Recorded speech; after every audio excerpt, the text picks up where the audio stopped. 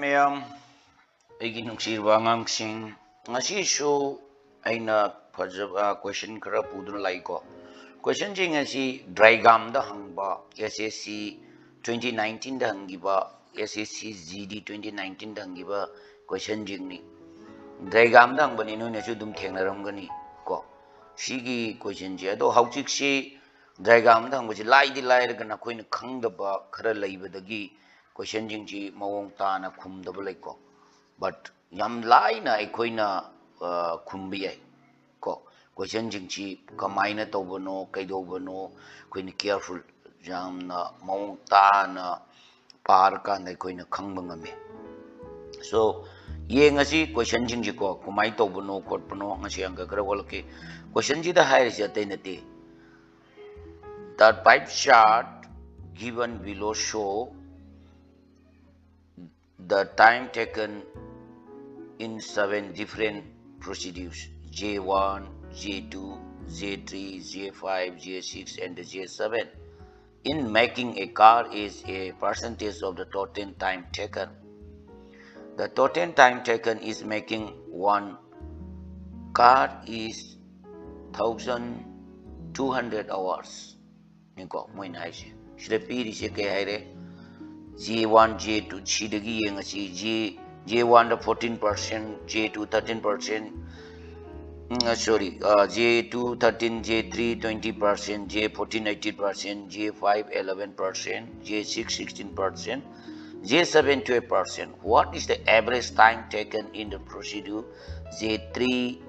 J6, J7? Shida hangi bachi gi matungina question jina hangi bachi atai nate Masagi kaidoge na hangba matamda atay mabong nate question jina hangi bachi kaidoge J kaya ano haiba matamda J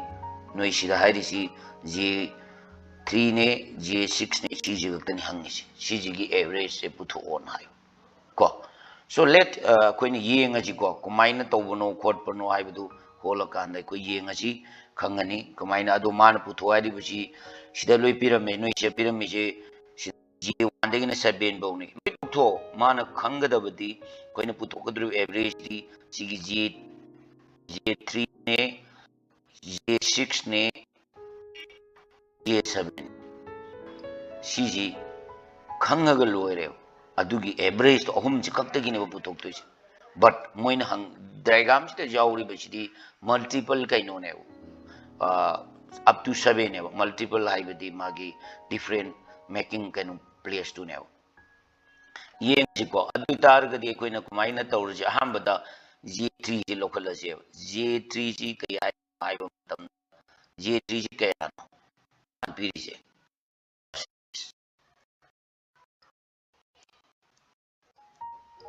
adu tadi J 20% gi hol ase ba magi percentage puthokpa je kidogda game tamda sida jum jam lai adu ne mida 20 into magi hours kano 1200 divided by kano 100 ni chadum lere sigi 0 ani je kat tawgaro lemawri se 12 ka 20 ke le aure adu ita de kya tar ni into tawragandi 4 to 240 shile 240 le next ekoi mathangda koina lowgodrujina kaya no ai matamda J3 loire si J3 lowra sadhamage ko J6 kin percentage kaya no 16% atu itargadi koina percentage already 16 into 200 by 100 chichakrasi sikat tawre kya tare adu itar ani du into tawro into tawa matamda kya tarne 12 adu 2 adu 36 1 adu totally 192 tare plus organ matang J7 gi tawra je koina J7 J7 की दी क्या no 12% shine adu ita di 12 into 1200 divided by 100. 100 से cut तौरो 12 अनि into तौतार गदि क्या तारे 144 शीलेर मोई अहुम जिगी समझे क्या तारे गदि ये ngase समझे क्या नोचे शी आई मुक चेंज तौगे को समझिम ये ngase नोइदे लाइन अब समझिम ये ngase होल से समझे क्या तारगे ना मतमदा शीलेर सी मपाजी 0 Salary 2, 6, salary 6 like. See the carry 4, 8, 9, the carry 7, 17. 7 carry 2, 1, 3, 4 को दे दोगे 5. तो समझे क्या तार गेन आए मतलब 5, 7, 6 तारे 5, 7, 6 ने मागी टोटल समझ अदु इतार गति मागी एवरेज पुतो आय ताती लखली बची 1 J1 J2 J3 J4 J5 J6 J7 सो अदु इतार गति मसीगी मनुंगदा अहुम खक्तनी कोई लोकल J3 ने J6 ने J7 अदु इतारी 3 डिवाइड तौरो बसे 5 7 6 अदु तादी J1 J3 J6 J7 दी सी 3 ने अदु तादी 3 जी से 3 डिवाइड तौरो क्या लानी ये को मांगे 3 ने डिवाइड तौर गदी क्या ये ngasi 3 ने डिवाइड तौर गदी आई ये nge क्या तागे हम द 192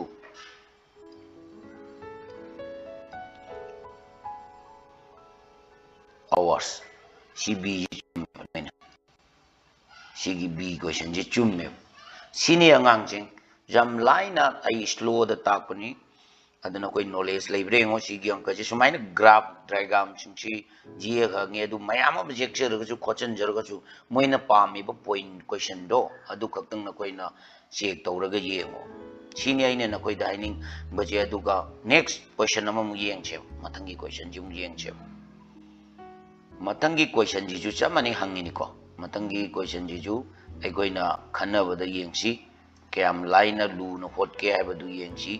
नकोई नॉलेज लेब्रे ngo नॉलेज लेतार गदि लाइक तोरमो सब्सक्राइबर तोरमो कमेंट पिरमुको अदु इतार गदि आइजु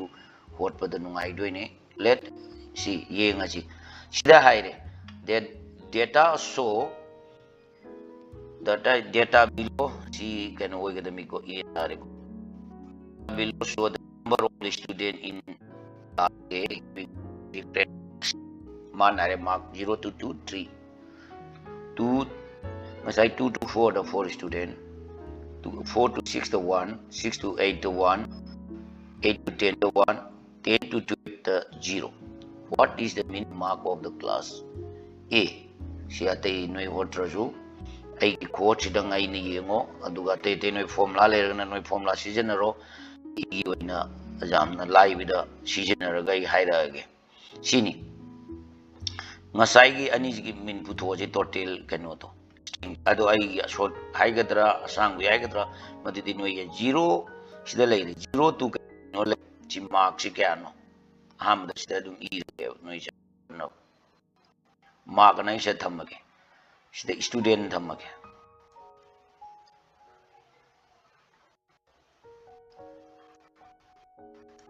students thamme मैं की लाख को कहनो दो कई तार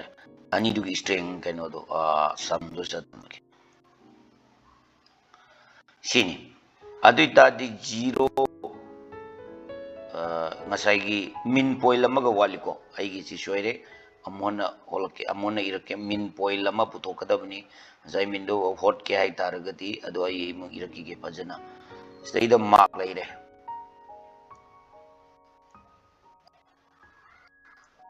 sida da min magi ngasai gi mid point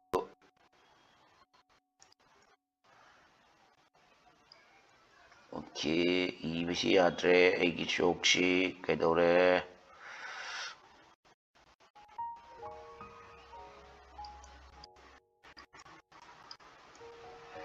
mid point je magi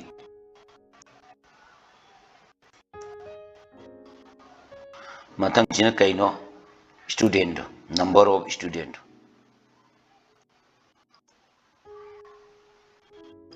Mawagi samda. Sini shumaina leire. Yenga si ahambada mana ere mark se kya no 0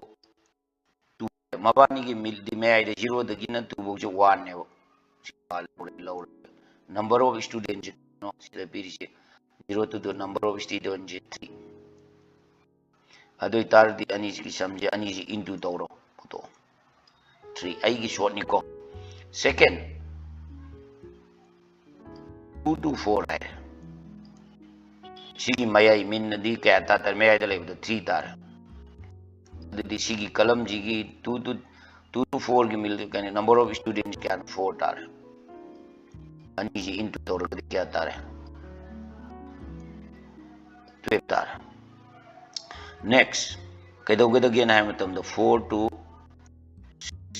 sigi mil kya tar mayai da level 5. Num into toro number of students ne kya na 1. Adu itar gadi 5. Mathang da kya no 6 to 8. Mogi middle se kya no sa leidoi se kya leidoi no 7 into 1 toro kya tar 7. De kya no 8. Adu itar kya no 9. Adu itar di kya tar 1 into toro gadi number of students 9. She 1. Next sigi 1 chale. Next the kano 10 to 2 sigi kya tare mayai da 11 ko 11 11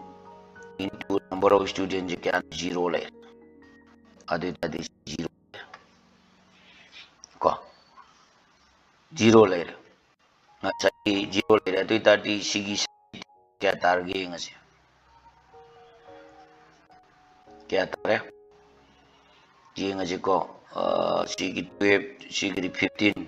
kya tar 15 20 29 6. Number of students total students kya legen 4 4 5 6 7 3 10 si leire adu tadi koi ne min puto kya hai taragati ai muk change to ge na koi da ngau da ba mil puto kya hai taragati kai do da ge na matam da yeng asing asai gi number student sam du da ma gi string de kana dora ba minje puto kya hai tadi 36 by 10 equal to ani ji adu point hai tare 3.6 tare adu taragati question number a ji chume sini angang jing ai ko no holy bas ai no holy bas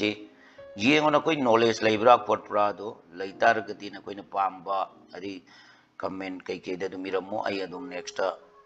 kind of tora lake next question lama mu yeng chi ko next ama mu yeng asi ama ji de yeng si su lai si mai na puthok pani ado no koi ju dum khang si ji puthok pa ji angang jing kai do ge nai matam da yeng se si ju puthok kan da kumaina hot ke hai badu yeng chi ko adu taragadi different oi badu koi na holaga khangani na da kumaina holi kholi se aina take ko next si question ji yeng ji si su jam line mini khada dum hol ta ba question ngatani the 5 plus 5 adi si 5 plus 5 ji sum lak to ne up 200 and plus 8 plus ऐसे क्या बोला आपको क्या lakh the गी नाइम तम the 100 M बोला के जी सी की एवरेज द मा क्या तागे द गी नाइ बने हां बदा कैनो की तोरस है 200 टाइम्स की तोरस मान हाई जते नती 200 टाइम्स की है नो एम तम द 5 plus 5 से क्या बा असली is मागी plus तो भाई 5 is 200 times adu targati inga sam du kya target game tum da 5 into 200 equal to ani ji into doctor de kya target ge bu Mangani tara 10,000 not 1,000 sorry 1,000 tazare in jury muki pap the adita 1,000 tazare amuk jing jebo 8 shi kya ba 8 is 100 times I bane adita 8 into 100 kya tarni 800 tare तो क्या तारे 1,800 तारे अनिजी plus तो 1,500 तारे अदुई तार के number of times machine जे क्या no दु ये ngase अदुई तार के नंबर ऑफ टाइम्स मान आई जी number of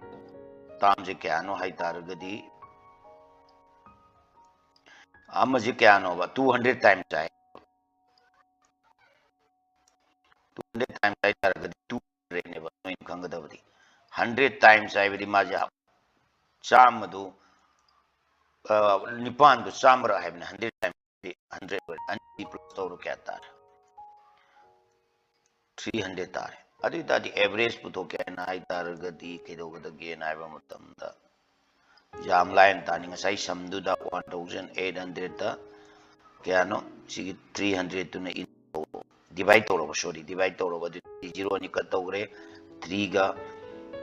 18 ga di 6 adiding asagi average kya taga da gam tab da 6 tare option number 2 ji chum answer sini amang jing na koi da knowledge pangboy ga di like tormu subscriber tormu comment piramu matangi question ngai dun le ramu